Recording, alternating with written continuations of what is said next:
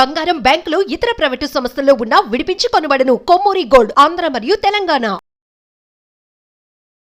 హరే కృష్ణ ఆత్మబంధువులకు, ఈ మోడర్న్ లైఫ్లో ఉన్న వాళ్ళకు చాలా మందికి నిద్రలేమి సమస్య, నిద్ర పట్టడం లేదు లేదా నిద్ర సరిగా రావడం లేదు. ఎంతో మంది ట్రై చేస్తూ ఉంటారు అనమాట నిద్రపోవడానికి. ఇన్సోమ్నియా అంటారు దాన్ని. ఇన్సోమ్నియా అంటే నిద్ర పట్టకపోవడం. అయితే ఇక్కడ మనం ఆలోచించాల్సింది ఏంటంటే, మీ ఏజ్ ఏంటి? చిన్నపిల్లలు అనుకోండి, అంటే అప్పుడే 0 నుంచి ఒక 10 ఇయర్స్ అనుకున్నాం, వీళ్ళకి 8 hours కంటే ఎక్కువ కావాలి నిద్ర. మరి చిన్నపిల్లలు అనుకోండి 12 గంటలు నిద్రపోవాల్సిందే చిన్నపిల్లలు. 10 ఇయర్స్ దాటిన వాళ్ళకు కొంచెం 1 గంట 2 గంటలు రిలాక్సేషన్ తగ్గుతుంది. కానీ సాధారణంగా మనం అందరం వాడే వాళ్ళందరం అంటే మనం యూట్యూబ్ వాడుతున్న వాళ్ళందరికీ సహజంగా 18+ ఉంటుంది కాబట్టి వీళ్ళందరికీ 8 hours నిద్ర సరిపోతుంది. ఇక పెద్దవాళ్ళు మామూలుగా అంటే 50+ అనుకోండి, 6 hours to 7 hours is the enough for our body repair. ఇది సహజంగా అందరూ ఏం చేస్తారంటే, పెద్దవాళ్ళు కానీ ఎవరైనా ఈ 6 hours లేదా 7 hours 8 hours నిద్రను ఇన్స్టాల్మెంట్లో తీసుకుంటారనమాట. అంటే మధ్యాహ్నం కాస్త కొంచెం ఏదైనా భోజనం చేసి కొంచెం ఒక న్యాప్, అంటే కొద్దిగా అట్లా ఒక గంట సేపు నిద్రపోతారు కదా, అది కూడా ఈ క్యాలిక్యులేషన్లోకి వస్తుంది. అందుకే మధ్యాహ్నం నిద్రపోయే వాళ్ళు నైట్ ఎక్కువగా నిద్రపోలేరు. ఇది ఒకటి. రెండోది, నిద్ర రావట్లేదు అంటే బేసికల్గా ఆహారము మరియు నిద్ర బ్రహ్మచర్యము అని ఆయుర్వేదంలో 3 ఉపస్తంభాలని చెప్తాడు శాస్త్రకారుడు. అంటే ఆహారము మరియు నిద్ర, బ్రహ్మచర్యం. నిద్ర చాలా అత్యంత ఆవశ్యకమైనటువంటిది మరియు తప్పనిసరిది. మరియు జీవికి, అంటే ఏ జీవికైనా నిద్ర కంపల్సరీ అవసరం, అంటే రెస్ట్. అయితే అట్లా మనకు అందరికీ నిద్ర వస్తుందండి. నిద్ర రాకపోవడం అంటే ఏం లేదు, మనము ఎక్కడో మిస్ అవుతున్నాం. ఆ నిద్ర ఎందుకు రావట్లేదు అంటే, ఒకటి వచ్చేసి లేట్ నైట్గా పడుకోవడం. ఇది ఒక మెయిన్ ప్రాబ్లం. లేట్ నైట్గా పడుకోవడం, కంటిన్యూస్గా ఎలక్ట్రానిక్ గ్యాడ్జెట్స్ అంటే టీవీ చూడడము, మరియు సెల్ ఫోన్స్ కంటిన్యూగా వాడడము, బాగా ఎండలో మరియు ఎక్కువ లైటింగ్లో పనిచేయడం. ఇప్పుడు చాలా షోరూమ్లలో పనిచేసే వాళ్ళని చూడండి, వాళ్ళు హై లైటింగ్లో పనిచేస్తారు కదా, వాళ్ళు వచ్చినాక నిద్ర పట్టడం అంత ఈజీ కాదు, పట్టదనమాట. సో ఇలా మనము అంటే షోరూమ్లలో వాళ్ళు ఏం చేయాలంటే ఫుల్ డ్రెస్ వేసుకోవాలి ఎప్పటికీ. అంటే ఫుల్ డ్రెస్ వేసుకుంటే అప్పుడు వాళ్ళకు ఎక్కువ లైటింగ్ మన బాడీ మీదకి పడదు. ఇది ఒకటి మీరు చేయాలి.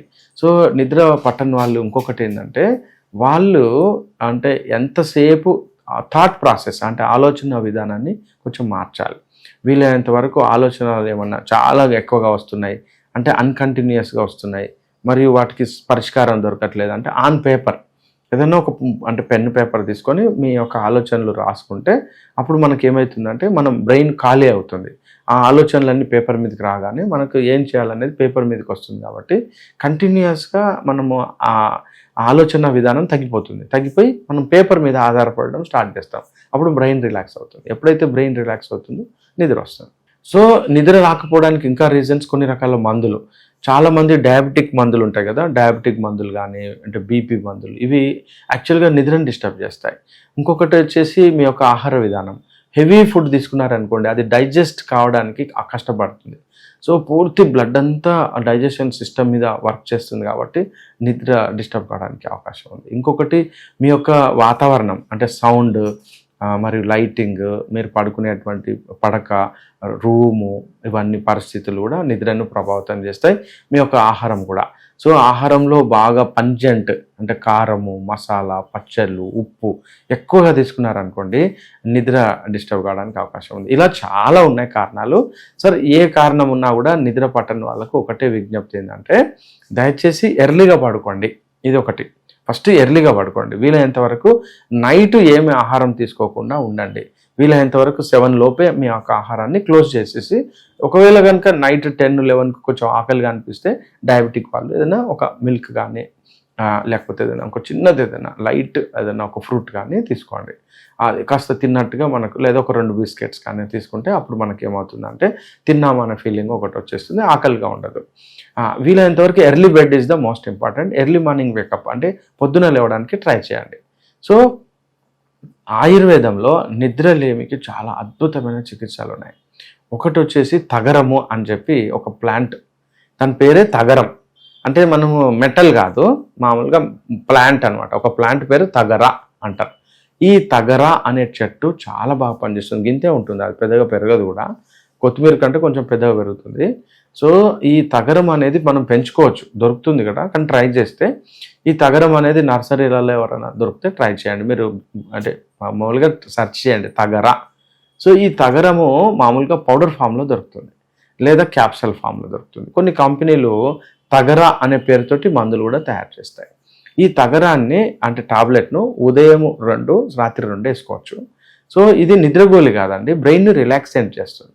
సో కొంతమంది అంటే ఈవినింగ్ వేసుకోండి, డైలీ 2 వేసుకుంటే మంచి నిద్ర పడుతుంది. రెండోది అశ్వగంధ. అశ్వగంధ చాలా న్యూరోట్రోపిక్గా పనిచేస్తుంది మన శరీరంలో. అంటే కొన్ని కెమికల్స్ అవసరం పడతాయి, సెరోటోనిన్ ఇవన్నీ, అంటే ఏది ఆక్సిటోసిన్, ఇవన్నీ మనకు రిలాక్సెంట్స్ అనమాట. మజిల్ అంటే బ్రెయిన్ రిలాక్సెంట్స్, ఇవి తగ్గడం వల్ల కూడా మనకు నిద్ర రాదు. సో మనం అశ్వగంధ కూడా డైలీ ఈవినింగ్ ఒక 5 grams మంచిగా నీళ్ళలో కలుపుకొని ముద్దలాగా చేసి మింగేసి ఒక గ్లాస్ మిల్క్ తీసుకుంటే చాలా అద్భుతంగా మనకు నిద్ర రావడానికి అవకాశం ఉంది. ఇంకొకటి ఏంటంటే నిద్రలేమికి మలబద్ధకానికి కూడా సంబంధం ఉంటుంది. సో పొట్టలో గ్యాస్ ట్రబుల్ అట్లాంటివి ఏమైనా ఉంటే కొంచెం అవన్నిటి మీద శ్రద్ధ పెట్టండి, వాటిని తగ్గించుకోండి. మలబద్ధకం ఏమైనా ఉంటే మలబద్ధకాన్ని తగ్గించుకోండి. వీలైనంత వరకు అంటే మందుల మీద ఆధారపడ్డ వాళ్ళు వేరే రకంగా అవన్నిటిని జబ్బులను మనం కంట్రోల్ చేసుకోవచ్చు.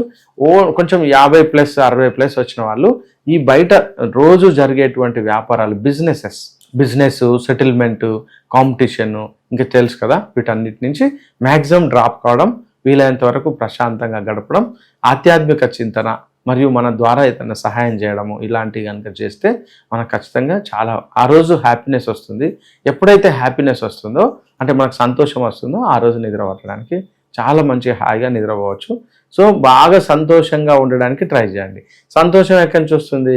మనం ఏదైనా ఇస్తే లేదా త్యాగం చేస్తే మనకు సంతోషం వస్తుంది. హరే కృష్ణ.